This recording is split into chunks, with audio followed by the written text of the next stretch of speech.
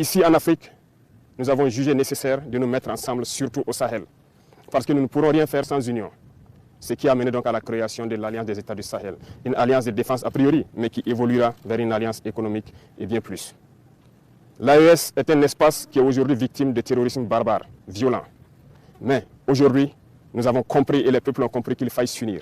Et nous invitons tous les autres Africains, tous ces peuples brimés, à pouvoir s'unir pour faire face à l'adversité.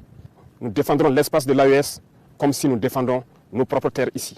Parce que nous avons décidé de nous unir avec nos pays frères du Mali et du Niger pour en faire de nos espaces un seul espace. Aller et venir, commercer et défendre, ramener la paix, la prospérité et la sécurité. Parce que nos peuples ont droit au bonheur. L'Eldorado dont nos peuples rêvent, nous pouvons le créer ici. Et nous avons confiance en ce peuple.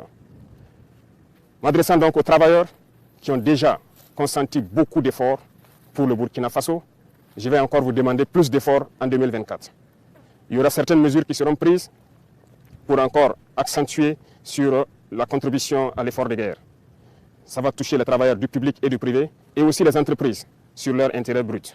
Le taux sera fixé, mais cela doit nous permettre de pouvoir augmenter premièrement la prime de nos vaillants VDP d'au moins 35% et aussi de les assurer une certaine assurance vie, de sorte que lorsqu'ils sont blessés ou lorsqu'ils tombent au champ d'honneur, que la prise en charge soit meilleure que ce que nous connaissons. Donc, il y aura plus de sacrifices qui doivent être consentis à l'endroit donc de ces vaillantes populations qui ont accepté de répondre et qui se battent jour et nuit sur le terrain.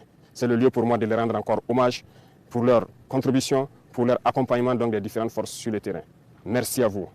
Je ne saurais terminer mon propos sans remercier toutes ces forces combattantes qui se battent sur le terrain jour et nuit pour que nous, à l'arrière, nous puissions vaquer à nos occupations. Remercier donc tous ces travailleurs, commerçants, paysans et éleveurs qui se battent aussi et qui contribuent à ce que nous puissions mener cette guerre et libérer nos terres.